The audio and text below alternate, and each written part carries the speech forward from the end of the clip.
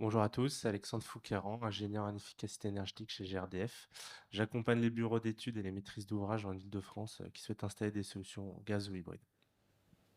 Maintenant, on va regarder le gaz. Et Alexandre, vous êtes là pour ce sujet aussi et être avec nous.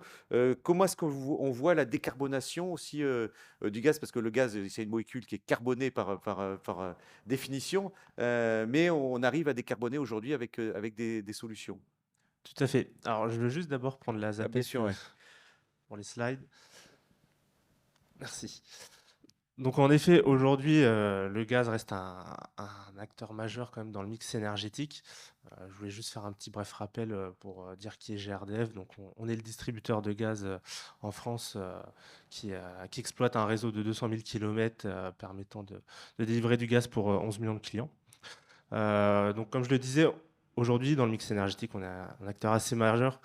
On alimente en chauffage près de la moitié des logements résidentiels collectifs et des bâtiments tertiaires et un tiers des maisons individuelles. Donc maintenant, il faut savoir comment on va pouvoir décarboner notre réseau pour pouvoir alimenter toujours ces clients-là et être toujours aussi concurrentiel dans un mix énergétique qui est de plus en plus décarboné. Donc pour ça, il y a un plan de consommation qui a été mis en place dans le secteur du bâtiment. Donc on est conscient que la consommation de gaz en France va diminuer dans les prochaines décennies, donc pour atteindre une baisse des consommations de l'ordre de 60% d'ici 2050. Cette baisse de consommation-là, elle est en corrélation notamment avec l'objectif du Fit for 55 qui a été mis en place par l'Europe pour atteindre la neutralité carbone. Donc en fait, cette baisse de consommation-là, elle est due à plusieurs facteurs. Enfin, elle va être due à plusieurs facteurs.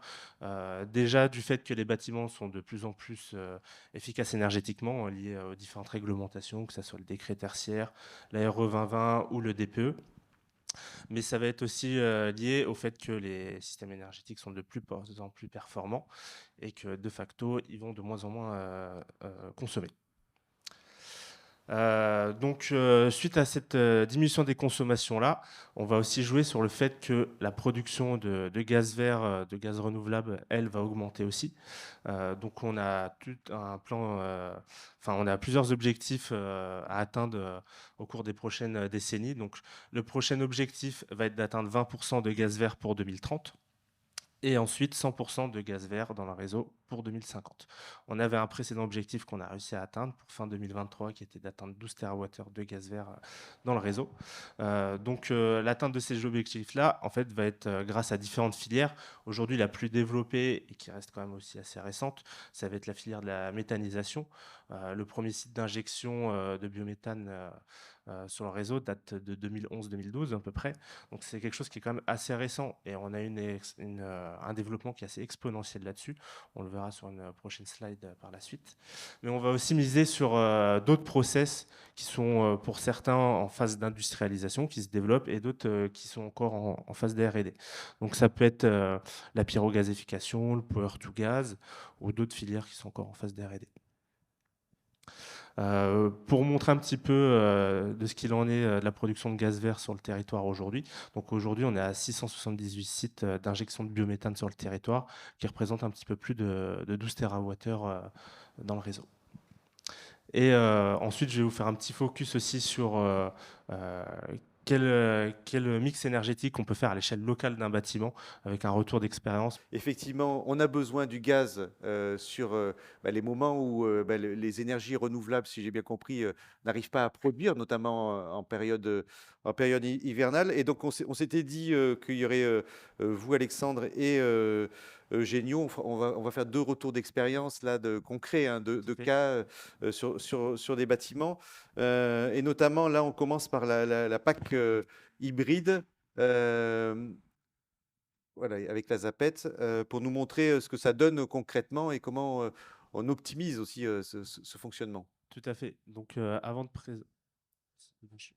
Ah, il je marche coupe bien, il faut beaucoup? continuer à parler, Benjamin va monter le son s'il y a besoin. Non, ce que je voulais dire, donc avant de présenter le cas concret, en fait, pourquoi je vais présenter ce cas spécifique avec la PAC hybride, c'est qu'en fait, l'intérêt d'hybrider dans le bâtiment permet donc d'optimiser le mix énergétique sur plusieurs points. Déjà, le fait d'améliorer les performances énergétiques du bâtiment en réduisant les consommations, mais en permettant aussi de décarboner de manière plus conséquente qu'une solution classique au gaz et aussi d'assurer une sécurité d'approvisionnement. Demain, on n'est pas à l'abri de connaître une nouvelle crise énergétique et ces solutions-là hybrides permettront de pouvoir s'adapter à ces potentielles crises, mais également aussi, elle pourra s'adapter à des problèmes techniques liés à la maintenance ou si un des deux équipements est en panne ou est en maintenance, l'autre équipement pourra subvenir temporairement aux besoins du bâtiment. Donc, je vais présenter un cas où on a instrumenté une installation en pack hybride sur une résidence de 49 logements. Donc là, on est sur un parc d'un bailleur social qui s'appelle le Logirem, situé à Traits. Donc là, on est dans le sud de la France. En fait, l'intérêt d'avoir choisi ce site-là pour l'expérimentation, c'est qu'en fait, à l'origine, on était sur une solution en solaire thermique couplée avec une chaudière gaz. Pour des problèmes liés à l'exploitation, la partie en solaire thermique a été endommagée. Donc, elle ne pouvait plus fonctionner. Et par la suite, il y a uniquement la partie en chaudière gaz qui a permis de subvenir aux besoins des différents logements, vu qu'elle a été dimensionnée de toute façon à 100%. Donc là, en fait, l'intérêt, c'était de pouvoir réutiliser l'existant et de venir plugger des pompes à chaleur pour pouvoir améliorer les consommations du bâtiment. Donc ici, voilà, on voit un petit peu à quoi ressemble la résidence. Donc là, on est sur une chaudière à condensation de 168 kW qui permet de subvenir à 100% des besoins. Et on est venu plugger deux pompes à chaleur de 12 et 15 kW. Donc en termes de proportion, ces pompes à chaleur-là couvrent environ 17% de la puissance nominale du bâtiment. En termes de besoins de consommation, on verra ce que ça va donner par la suite.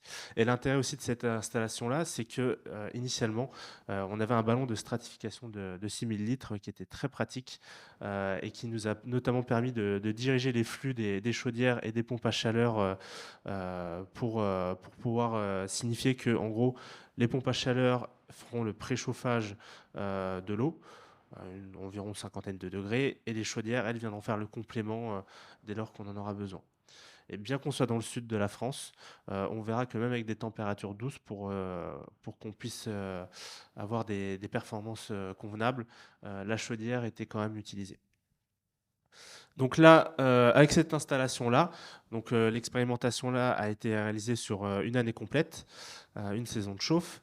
Donc avec 17% de la puissance nominale fournie par les pompes à chaleur, on a pu couvrir quasiment 60% du besoin des logements, ce qui est énorme. Certes, en Île-de-France, on n'aura peut-être pas des températures aussi favorables, mais il faut se dire qu'en fait, on aura juste à augmenter la puissance des pompes à chaleur pour avoir des taux de couverture similaires. Peut-être pour décrire, parce que là, il y a des courbes, Oui, des traits. Non, mais juste pour donner une grille de lecture à notre public, là, il y a deux traits noirs. tout Ça, à c'est fait. Alors en fait, on a déjà la courbe en gris qui montre la température qu'il y a eu toutes les semaines pendant toute l'année. Et au-dessus enfin, entre les deux barres noires, en fait, c'est les températures qu'il y a eu entre 5 et 10 degrés. Pardon, entre 10 et 15 degrés. Au-dessus, donc on a les températures supérieures à 15 degrés et en dessous les températures inférieures à 10 degrés. Et là, on se rend compte, entre les deux barres noires, que même en ayant eu des températures douces, entre 10 et 15 degrés, l'utilisation de la chaudière était quand même nécessaire pour avoir des performances convenables sur la pompe à chaleur. Donc, je vais vous montrer ce que ça va donner en termes de performance énergétique. Mais en tout cas, grâce à cette installation-là, par rapport à l'initiale où on était en 100% gaz, on ne prend plus en compte la partie solaire thermique, on a su réduire les consommations d'énergie finale de 35%. Donc ces 35%-là, c'est très intéressant parce qu'on a su réutiliser l'existant et en ajoutant juste des pompes à chaleur et en termes d'investissement, là pour ces 49 logements-là, on était entre 20 et 40 000 euros à peu près. Donc c'est très avantageux.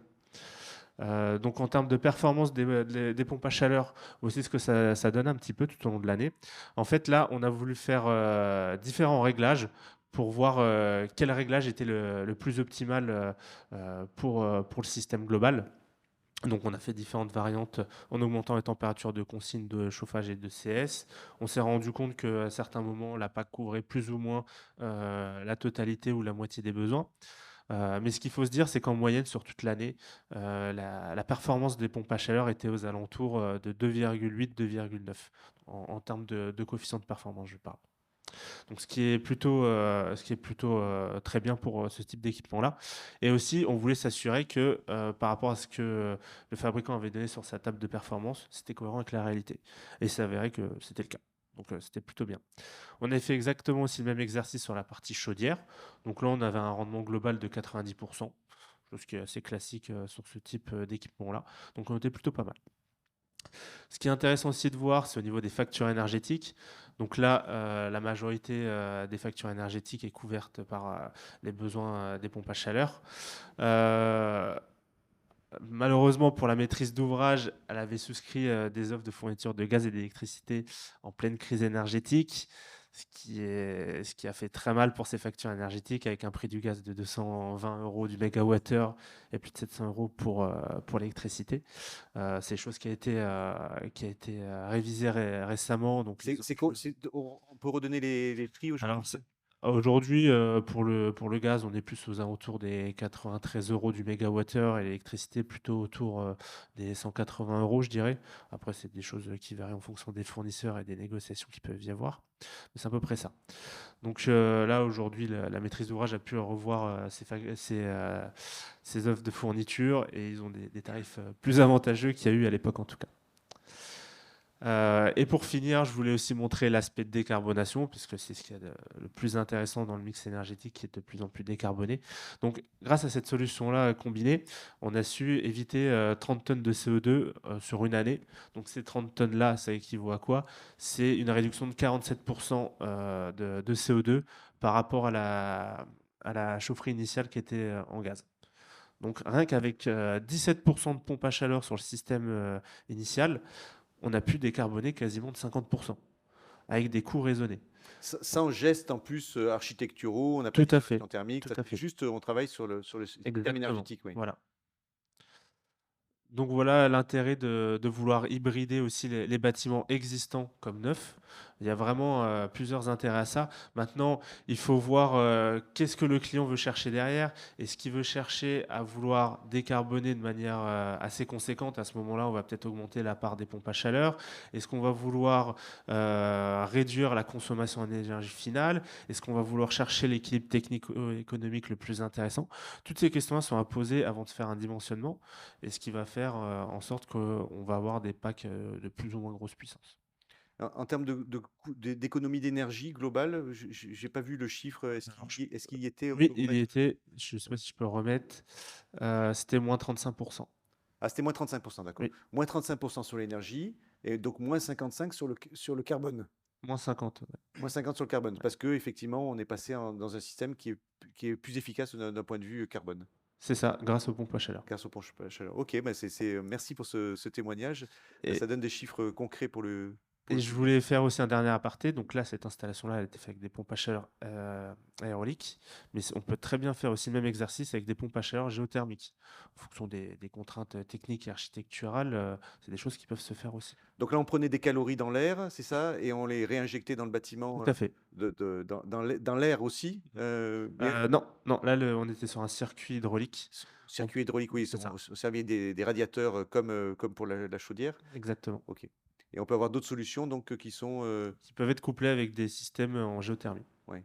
Et il y a des impacts forts en termes de coûts sur les, Par rapport à la partie géothermique? par rapport à la partie aérolique quand on passe en géothermie. Alors, ce qu'il faut prendre en compte, ça va être notamment l'ajout des sondes. En fonction des sites, il va falloir plus ou moins de sondes, et c'est ça qui pourra avoir un impact sur le projet. J'imagine que ça dépend aussi de la contrainte du bâtiment, Tout à fait. comment il est Mm. implanté, est-ce qu'il y a du terrain ou C'est pas. ça. Ok. Donc, mais si on retient aussi, c'est qu'il y a besoin de faire une étude en amont Bien euh, sûr. bien précises pour définir quels sont les objectifs et quelles sont les solutions qui peuvent être amenées. Alors, regardons maintenant, merci Alexandre pour ce retour d'expérience.